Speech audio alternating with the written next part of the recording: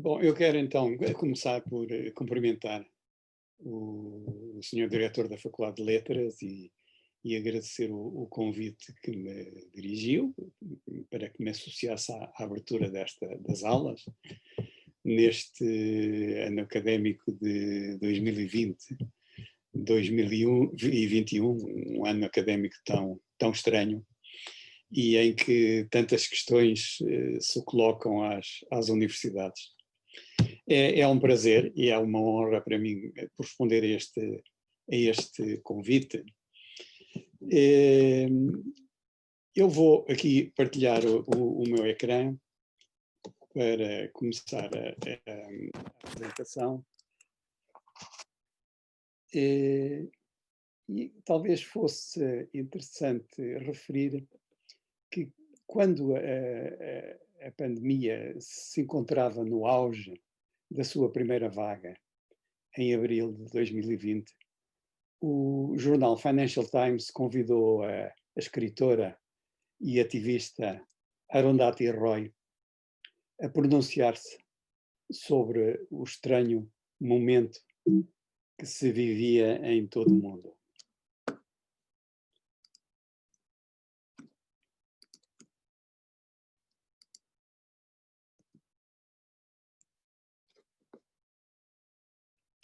E no fim do artigo, que aqui reproduzo, a autora recordava que as pandemias ao longo dos anos forçaram os seres humanos a romperem com o passado e a imaginarem mundos novos. E ela defende que isso não é diferente agora. Agora é a mesma coisa. E sugeria que o que nós estamos, a pandemia tem o efeito de um portão ou de uma cancela entre um mundo passado e um mundo que vai começar. Convidava-nos a pensar que tínhamos duas escolhas.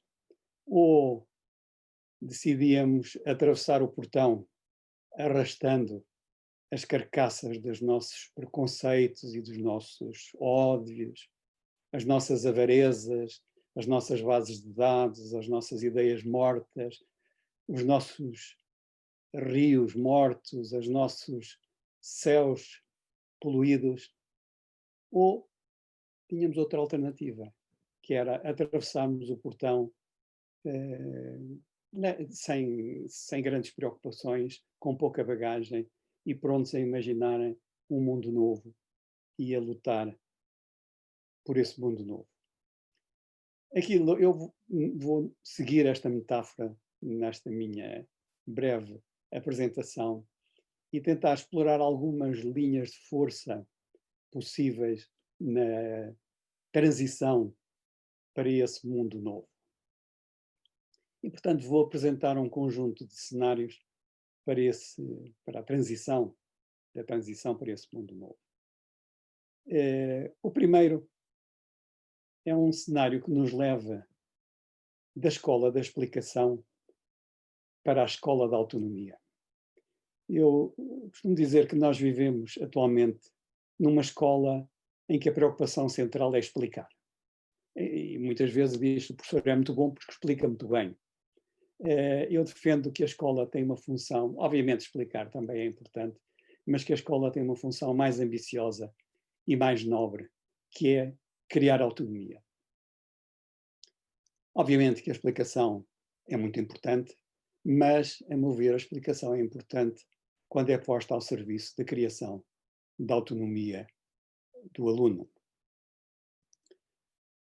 Quanto ao aluno, penso que há pelo menos 3 grandes desafios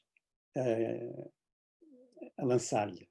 Um deles é que ele passe de um estatuto de dependência para um estatuto de autodidatismo.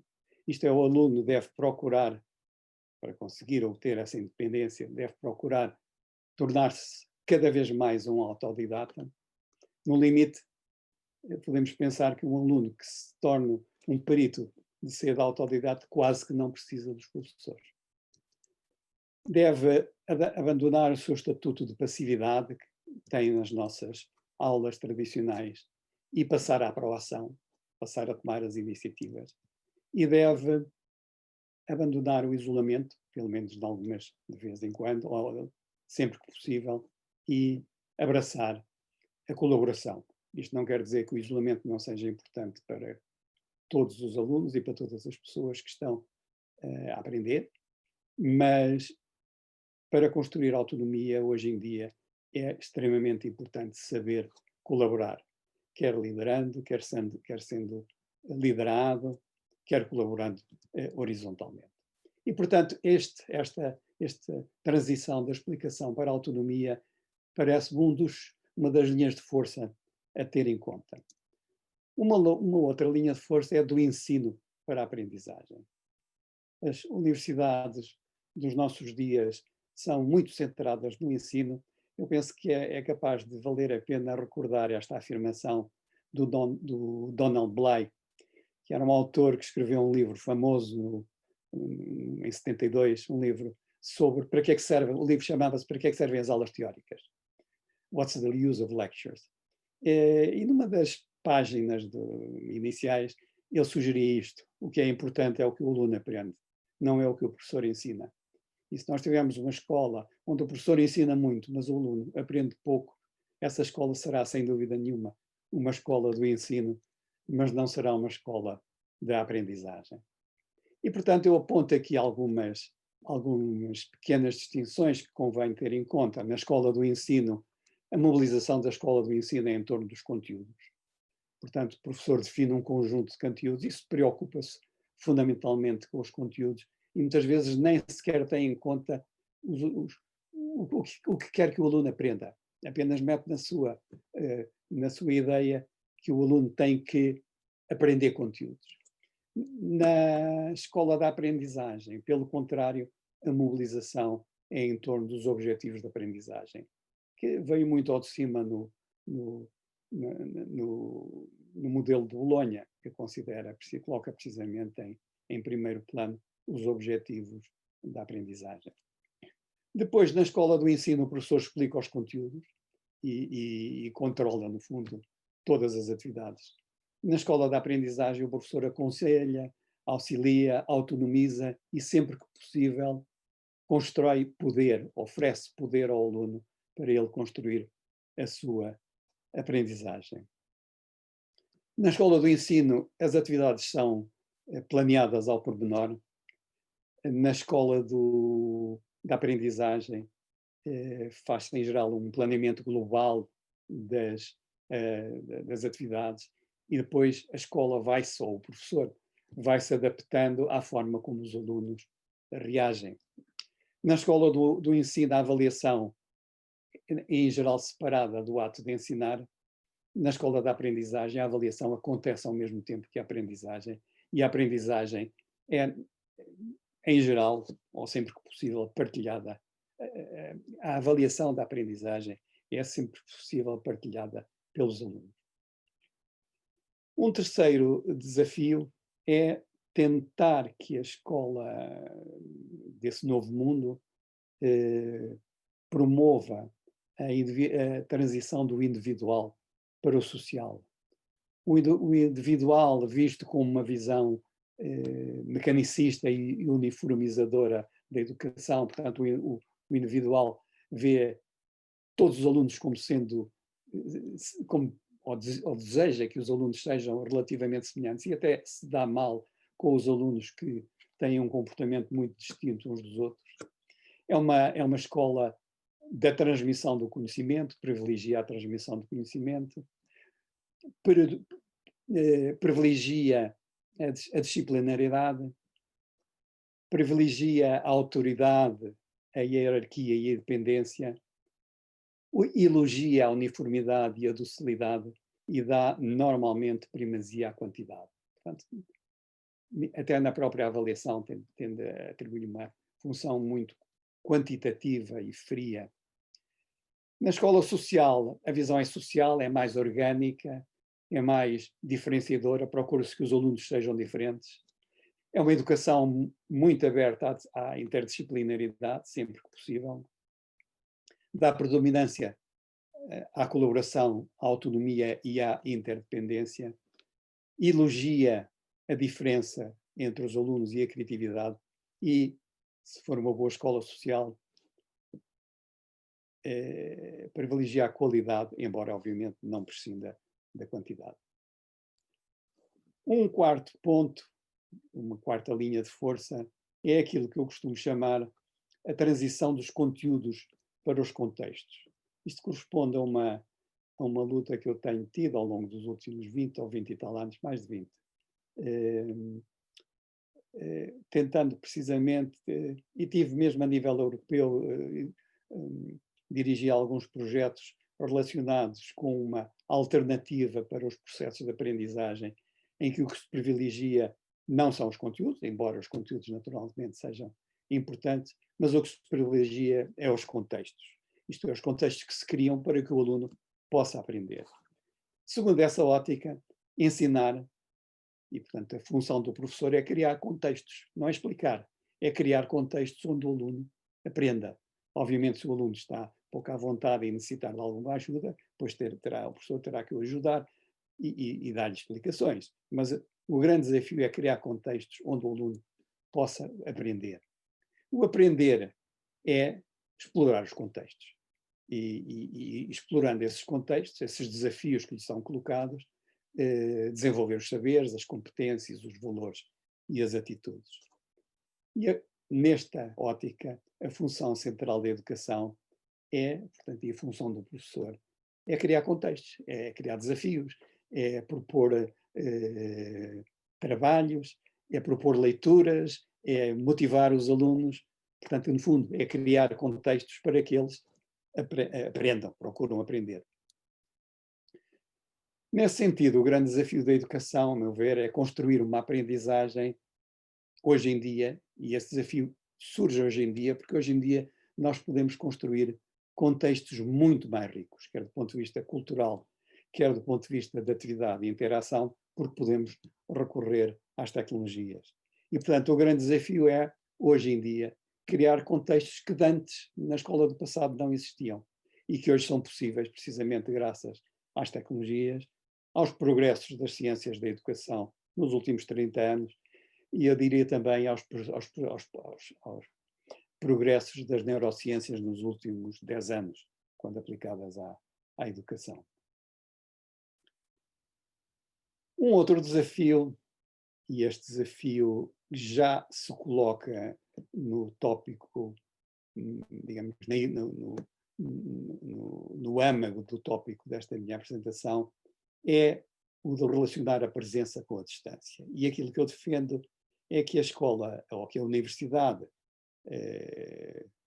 do tal novo mundo para onde nós queremos transitar, seja uma escola, uma universidade com presença, mas uma presença que se prolonga para a distância. E vale a pena salientar algumas variáveis, alguns aspectos importantes nessa distinção entre a escola do passado e a escola que integra a distância na sua missão. Uma dessas variáveis é a simultaneidade. A aula presencial tradicional assenta na simultaneidade. O professor fala e o aluno ouve.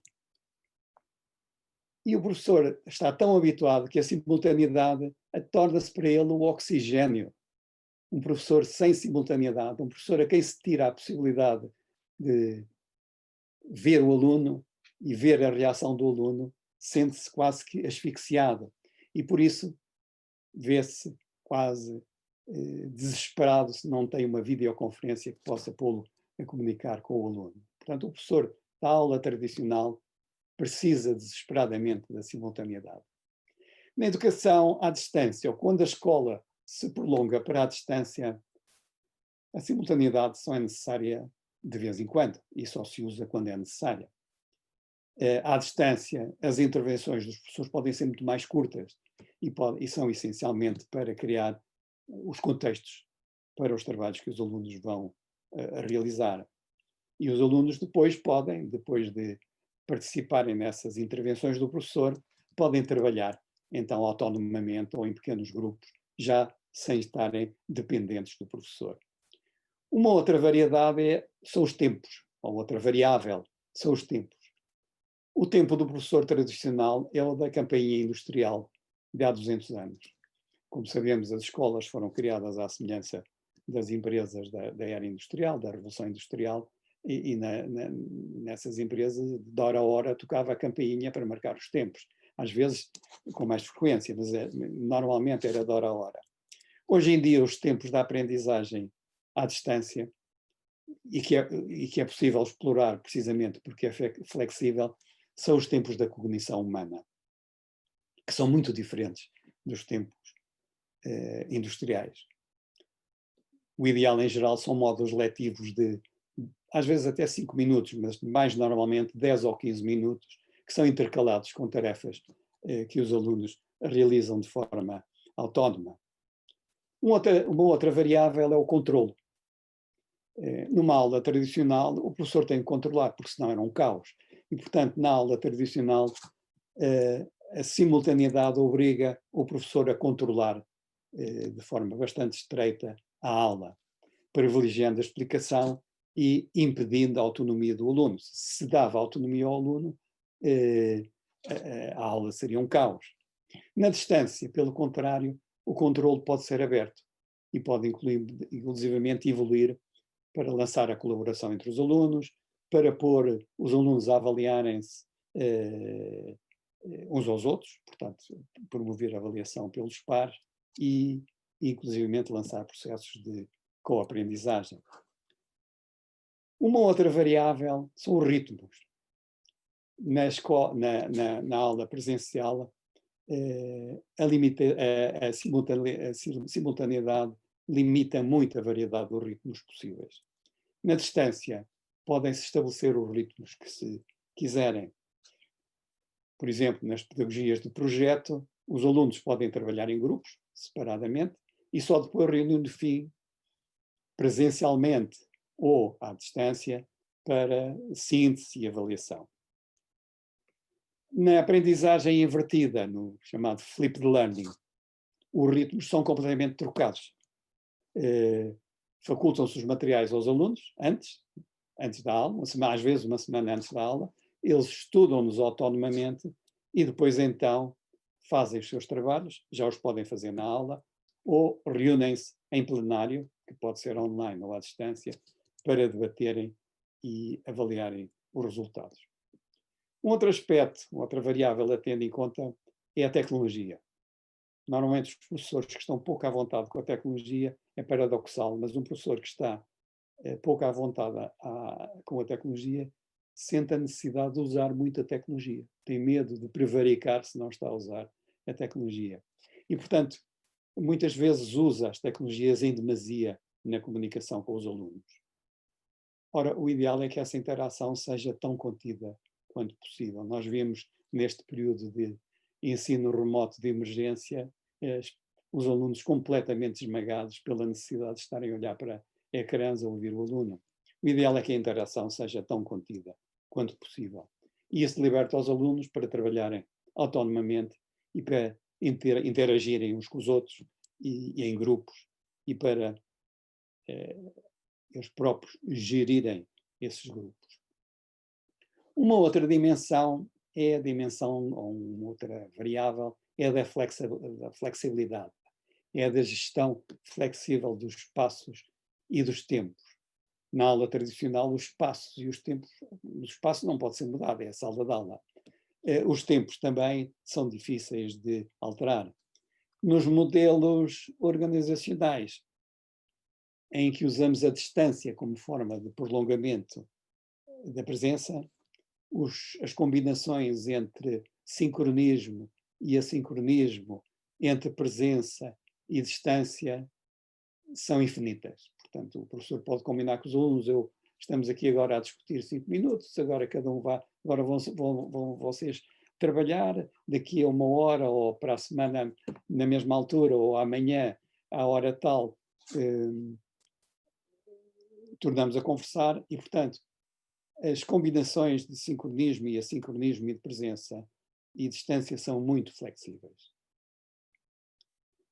Obviamente que há desafios nesta passagem da presença e para a distância.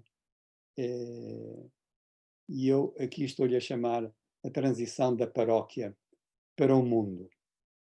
Nos anos 80, houve um livro muito popular, escrito pelo John Naisbitt, que debatia as tendências das sociedades modernas e obviamente, as tendências para a grande valorização da tecnologia. E ele, a certa altura, fazia esta afirmação: high-tech calls for high-touch. E dizia, onde há muita tecnologia, também é preciso muito calor humano. E este é um desafio que claramente a universidade tem que ser capaz de responder. Portanto, a universidade, a meu ver, a universidade do futuro, será sem dúvida, essencialmente, uma universidade presencial, mas terá em conta, de facto, que à medida que entramos em tempos de maior incerteza e de maior frieza das tecnologias, é importante que promova mais essa cultura com uma dimensão humana e emocional que seja rico e que proporcione interações. E, portanto, interações humanas ricas. E esse é um desafio para que a universidade tenha uma componente essencial presencial, ou que o coração da universidade seja presencial. Há quem tenha muito medo de que venham a surgir formas de educação exclusivamente à distância. Eu penso que esse receio não tem sentido, porque a educação exclusivamente à distância só resulta para adultos com graus de disciplina e autonomia muito elevados. E esse público, que pode também interessar naturalmente à universidade, mas o grosso da população que vai para a universidade não tem nem esses elevados graus de autonomia nem de disciplina, e, portanto, a universidade da presença continua a ser indispensável. Isto não quer dizer que a universidade da presença não tenha de se prolongar para a distância. E o que eu defendo é que a universidade dos nossos dias se prolongue para a distância. E esta, digamos, é a essência da minha mensagem, é que a universidade dos nossos dias deve prolongar-se para a distância. No século XII, o que distinguia as primeiras universidades das escolas monacais que as precediam era precisamente o seu caráter universal, a sua abertura para o mundo. Ora, eu penso que no século XXI a universidade tem que assumir também esse caráter universal e essa abertura para o mundo. Só que o mundo hoje já não é um mundo da paróquia. Esse mundo de hoje é o globo todo. E, portanto, a universidade tem que saber prolongar-se para o globo, ou para a distância. E tem que saber construir na distância, portanto, ao longe, construir parcerias e colaborações. Tem que assegurar a sua presença e a sua atratividade. Tem que alargar os seus mercados para a distância e tem que colocar aí os cursos que melhor projetem a universidade para o mundo. E, portanto, este é um desafio que, a meu ver, se coloca de forma muito premente nas universidades do presente, que ainda não se prolongam para a distância. É esse desafio de se prolongarem para a distância.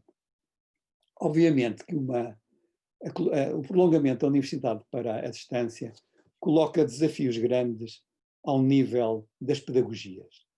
Hoje em dia há uma uniformidade muito grande nas pedagogias. Ora, as pedagogias necessárias para explorar a distância são muito variáveis. Digamos que temos que usar a caixa de ferramentas pedagógicas toda.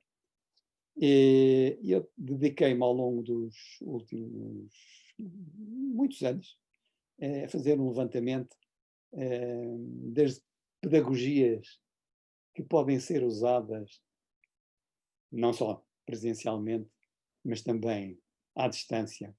E construí, a partir da literatura dos últimos 40 anos, construí este mapa das pedagogias nos nossos tempos.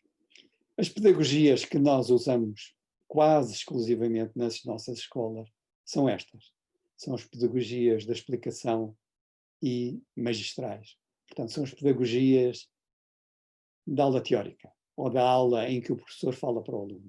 Portanto, nós praticamente só exploramos estas. No entanto, há um universo hoje em dia riquíssimo de pedagogias já devidamente testadas e discutidas e descritas e teorizadas que estão ao alcance do professor. Eu agrupei-as, por um lado, nas chamadas pedagogias da emancipação, portanto, pedagogias que exploram a possibilidade de não só dar liberdade aos alunos, mas também de eles construírem a sua própria liberdade. E aí estão, por exemplo, as pedagogias dos casos, que a Universidade de Harvard usa muito, as pedagogias do blended learning, que eu aqui chamei pedagogias mistas, as pedagogias invertidas, portanto, o flipped learning. Portanto, há um conjunto de pedagogias que promovem a emancipação e que exploram a emancipação dos alunos.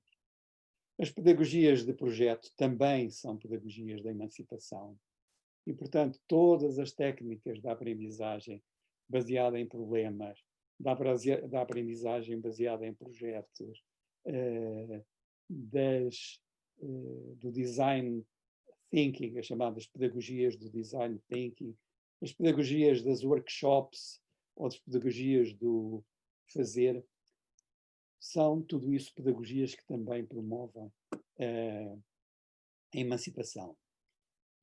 Depois, hoje em dia, e graças à existência da internet e das redes sociais, há um potencial muito elevado para as chamadas pedagogias da socialização. Há um campo muito rico das pedagogias da comunidade, das pedagogias que recorrem às redes sociais, das pedagogias que se baseiam no estudo de exemplos, e tudo isto são pedagogias da socialização.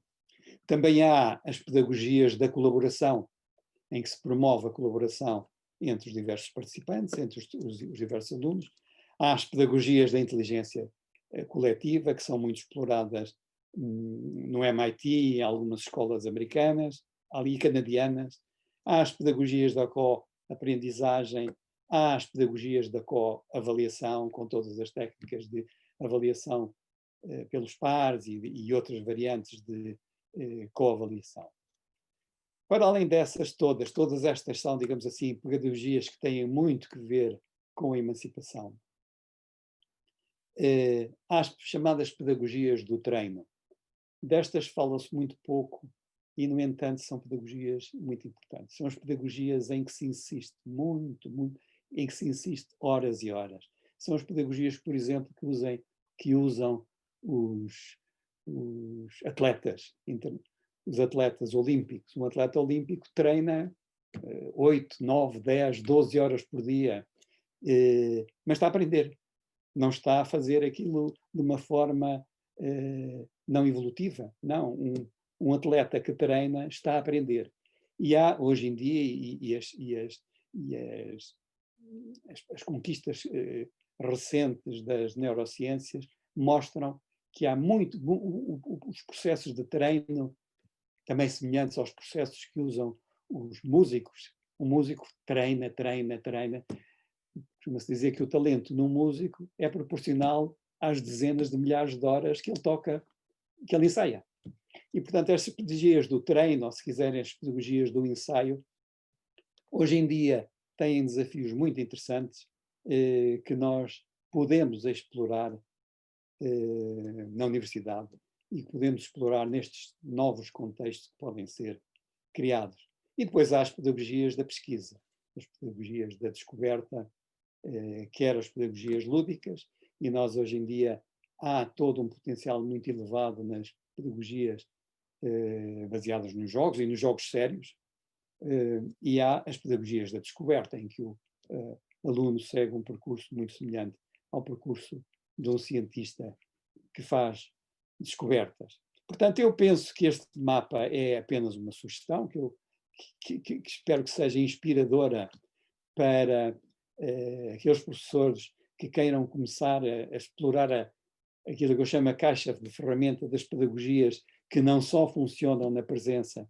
mas também funcionam à distância, e que no essencial são estas: por um lado as pedagogias da explicação, por outro lado as pedagogias da emancipação, do projeto, da socialização, mas também as pedagogias do treino e da pesquisa. Eu penso que isto é um desafio que se coloca e que é interessante, e todas estas pedagogias, como digo, não têm nada de novo, quer dizer, estão documentadas, estão investigadas. O que elas não estão é suficientemente conhecidas.